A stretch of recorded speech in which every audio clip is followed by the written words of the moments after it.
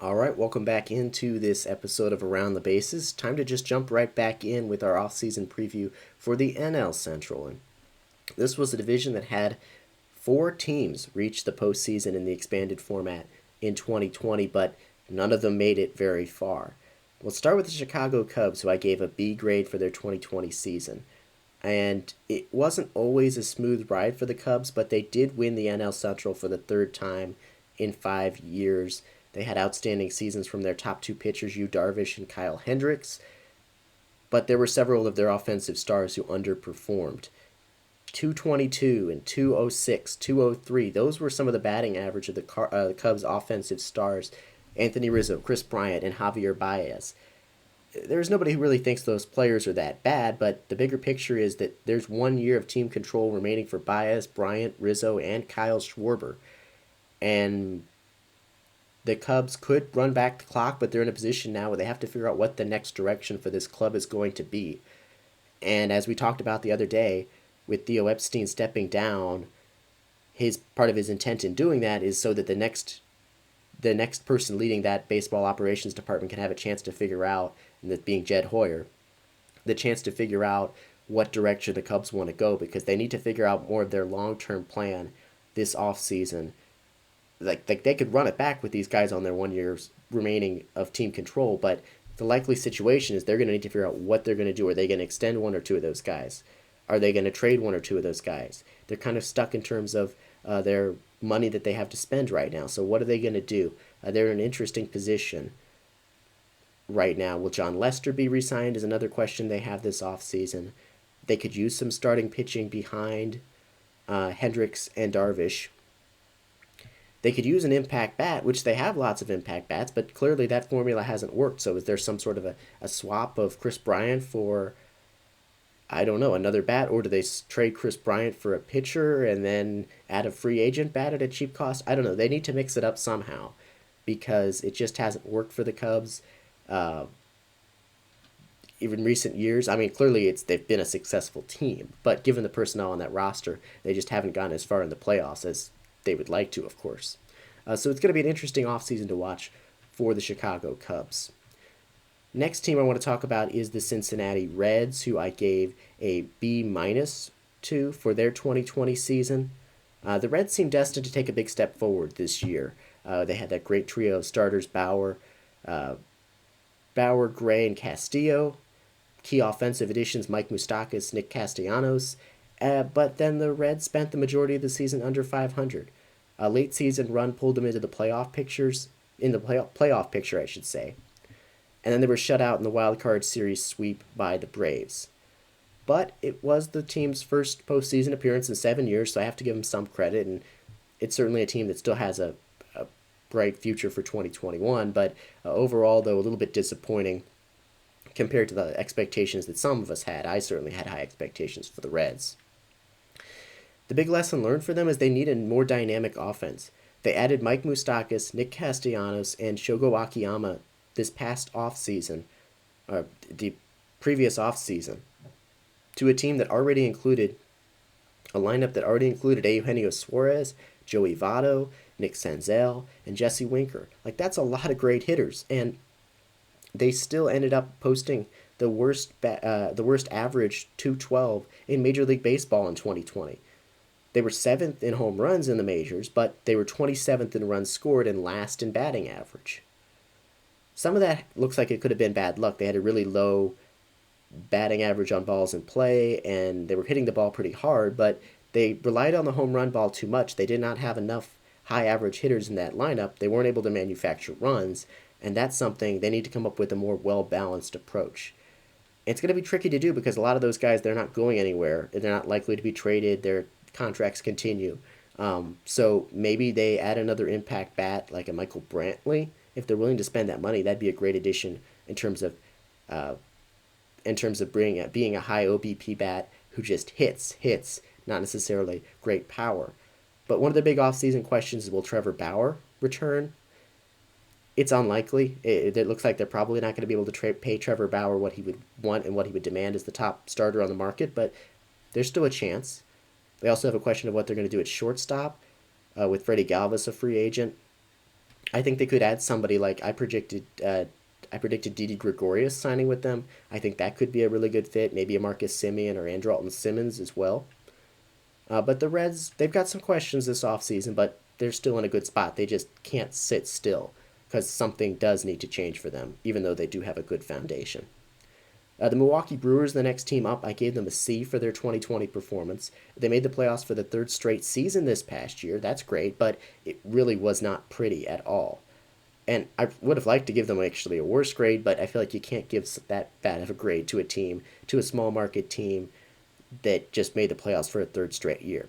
They had just one hitter in their lineup with a above average OPS, and that was Christian Yelich, who had a horrible season, his worst OPS in half a decade, and he hit 205. And that was still their best hitter by far, and their only above average hitter by far. They were the bottom five in MLB in runs scored and batting average. Their team ERA was around league average. They never spent a single day in 2020 above 500. They were the 8th seed. They lost to the Dodgers in the first round of the playoffs. That's not all that meaningful, but their season overall, certainly there's a lot of concerns. And they just don't have the offensive pieces to succeed right now. That was the big lesson I think they learned in 2020. They let Mike Moustakas and Yasmani Grandal walk in free agency. They didn't add a single high-level bat to replace them. Combine that with Yelich's struggles, Lorenzo Cain opted out, and hitters underperformed across the board, and they were in a really bad position. Their team batting average of 223 was the worst in franchise history. And there's reason to be optimistic about a Yelich bounce back, but there's clearly not enough offensive talent around him in the lineup. So one of the big questions, how do they fix the offense? It doesn't seem like there's going to be able to be a complete overhaul, but maybe they trade Josh Hader, who's been rumored to be on the market, or at least that they would consider offers for him, and that they want to add bats. It doesn't seem like it would be a George Springer, DJ LeMahieu type bat, but maybe Carlos Santana or Tommy La Stella, or maybe they acquire somebody in a trade involving Josh Hader. Another question, will Christian Yelich bounce back? It was just a really, really rough season for him in a lot of ways, but there's reason to think he can bounce back. He was still hitting the ball hard, and his expected stats show that he should have hit for a much higher batting average. So they certainly need more for him in 2021. There's not much. That's a big question entering this offseason, but there's not a lot they're going to do based on it. They just have to expect and hope that he will improve and bounce back in 2021. They need a first baseman now. They really have nobody on their depth chart at first base, so that's where I said Carlos Santana, Mitch Moreland maybe could make sense. They also need a third baseman. They have some holes. Maybe a cheap addition like Asdrubal Cabrera or Tommy La Stella. I don't think the Brewers again are going to swing for the fences in free agency, but we'll see what they do. I think they could get crafty with some cheaper additions to improve this team, and they're going to need to bounce back from Yelich at 100%. Second to last team I want to mention here in the NL Central is the Pittsburgh Pirates, who I gave a D- for their 2020 season. And the reason for that being, I would have given them an F. I would have given them a failing grade. But at least they committed to their tanking. I will say that. They were not expected to be good in 2020, and they were really, really bad. Like, worst record in baseball bad.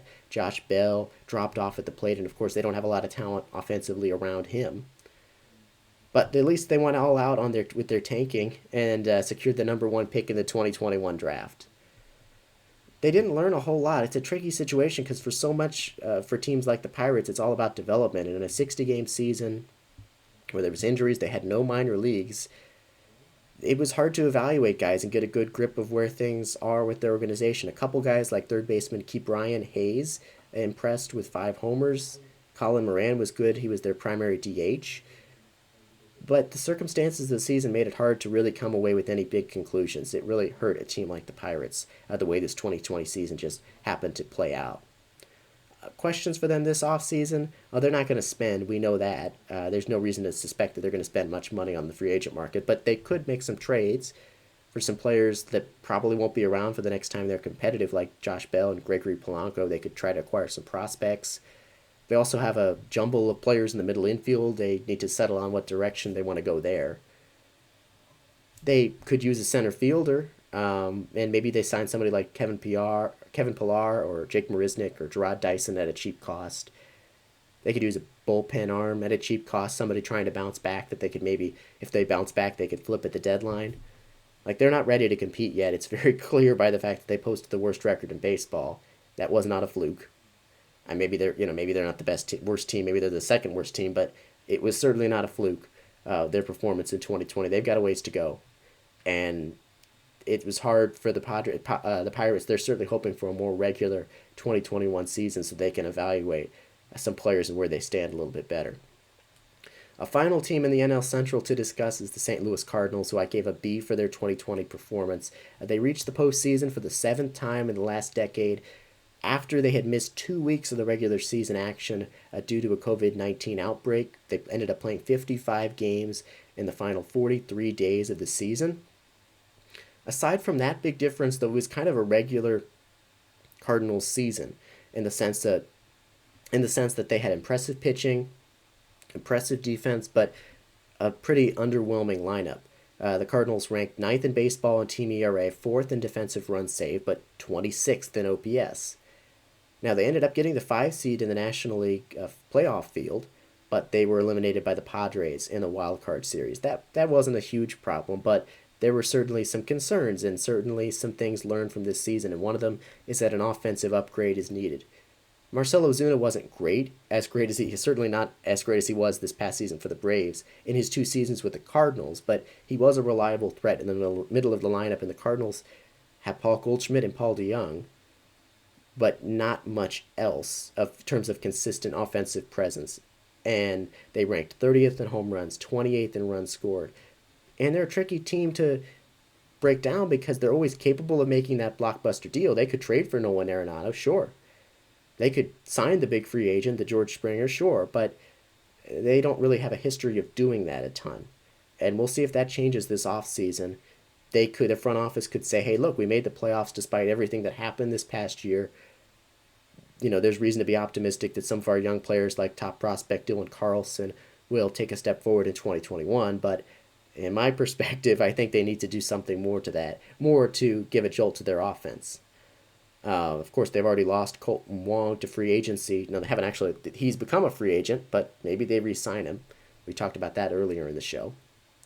Their key questions this offseason, one of the big ones, will Yadier Molina and Adam Wainwright, the 2 franchise icons, return? They spent their entire major league careers in St. Louis, but now they're both free agents. They both would certainly like to return. The Cardinals would certainly want both of them to return, but Molina is looking for a 2-year deal. Wainwright was the Cardinals' most reliable starter this past season at age 38, so he's rightly looking for a little bit more, probably a little higher salary for 2021, even though it's probably going to be a 1-year contract. So we'll see how much the Cardinals are rigid when it comes to their payroll, if they're willing to shell out the money required to bring both those guys back, or if Molina ends up getting that 2-year deal.